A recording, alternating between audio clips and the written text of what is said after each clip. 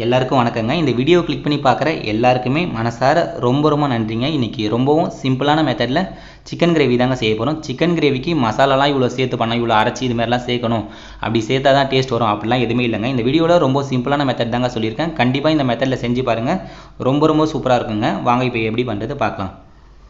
Chicken gravy செய்கிறதுக்காக நான் 3 வெங்காயம் எடுத்துருக்கேங்க, 3 பச்சை மிளகாய் எடுத்துக்கிட்ட வெங்காயத்தை தோலை எடுத்துகிட்டு தண்ணியில் போட்டு வச்சுட்டேங்க. அப்போ தான் கண்ணி எரியாமல் இருக்குங்க. பச்சை மிளகா காரத்துக்கு எந்த அளவுக்கு தேவையோ அந்த அளவுக்கு எடுத்துக்கலாங்க.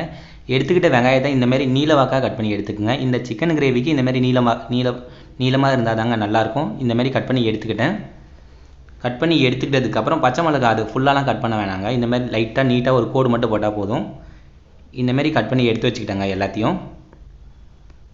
நான் கிரேவி செய்கிறதுக்காக நான் 1/2 கிலோ சிக்கன் எடுத்துருக்கேங்க. சிக்கனை கண்டிப்பாக உப்பு மஞ்சத்தூள் போட்டு நல்லா வாஷ் பண்ணி எடுத்துக்கங்க. அப்போ தான் அதில் இருக்க அழுக்கெலாம் நல்லா க்ளீனாகி வந்துடுங்க. அதுக்கப்புறம் ஒரு பேன் வச்சுக்கிட்டேங்க. பேன் வச்சுக்கிட்டு பச்சை மிளகா சேர்த்துக்கலாம். பச்சை மிளகா சேர்க்கும் போது பார்த்திங்கன்னா ஒரு 4லேருந்து 5 செகண்ட் மட்டும் அப்படியே விட்டால் போதுங்க. பச்சை மிளகா கொஞ்சம் வெடிப்பு வந்த மாதிரி வந்துடும். அதுக்கப்புறம் நம்ம வச்சுருக்க வெங்காயத்தை சேர்த்துக்கலாம். வெங்காயத்துக்கு கூடயே உப்பு சேர்த்துக்கலாங்க. உப்பு சேர்த்துட்டு உடனே நல்லா மிக்ஸ் பண்ணி விட்டுக்கிட்டு ஒரு 10 நிமிஷத்தில் மீடியம் ஃப்ளேமில் வச்சு விட்டால் போதுங்க. நல்லா வதங்கி வந்துடும். உப்பு சேர்த்தோன்னா சீக்கிரமாக வதங்கி வந்துடுங்க. அதுக்காக தான் சேர்த்துக்கிறோம். அவ்வளோதாங்க. ஒரு 10 நிமிஷத்துக்கு நடுவில் கொஞ்சம் எடுத்து மிக்ஸ் பண்ணி விட்டுட்டு இந்தமாதிரி மூடி விட்டுக்குங்க. இந்தமாதிரி நல்லா வதங்கி வந்துக்கிட்டதுக்கப்புறம் சிக்கன் சேர்த்துக்கலாங்க. அவ்வளோதாங்க. இந்தமாதிரி சிக்கன் எல்லாம் சேர்த்து நல்லா மிக்ஸ் பண்ணி விட்டுக்கிட்டு மீடியம் ஃப்ளேம்லேயே கொஞ்சம் நேரம் வச்சு பண்ணோன்னா சிக்கன்லேருந்து கொஞ்சம் தண்ணி விட்டு நல்லா வெந்து வந்துடுங்க. ஒரு 10 நிமிஷத்துக்கு இந்தமாதிரி வச்சு பண்ணிக்கோங்க. பிளேட்டை மூடி போட்டு வச்சு பண்ணோன்னா சீக்கிரமாக வந்துடுங்க. இஞ்சி பூண்டு பேஸ்ட் அரைச்சி எடுத்து வச்சுருக்கேன், அதை சேர்த்துக்கலாம்.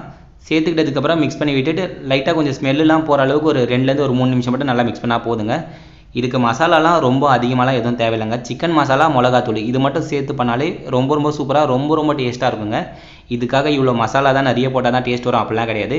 வீட்டில் எதுவுமே இல்லாத போது கண்டிப்பாக இந்தமாதிரி சிம்பிளான மெத்தடில் செஞ்சு பாருங்கள். ரொம்ப சூப்பராக இருக்கும். நம்ம ஒரு வேளை தொக்குக்கெலாம் சாப்பிட்ற இருந்தால் இப்படியே கூட கொஞ்சம் அப்படியே எடுத்து வச்சுக்கலாங்க.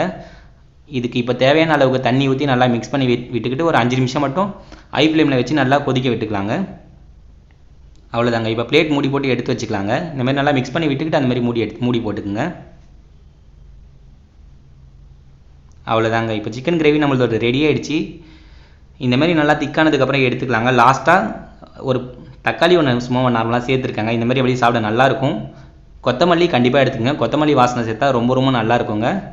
அவ்வளோதாங்க. நம்மளோட சிக்கன் கிரேவி ரெடி ஆகிடுச்சுங்க. ட்ரை பண்ணி பாருங்கள் நண்பா. கண்டிப்பாக ரொம்ப சூப்பராக இருக்கும். ரொம்ப நன்றிங்க. தேங்க்யூ.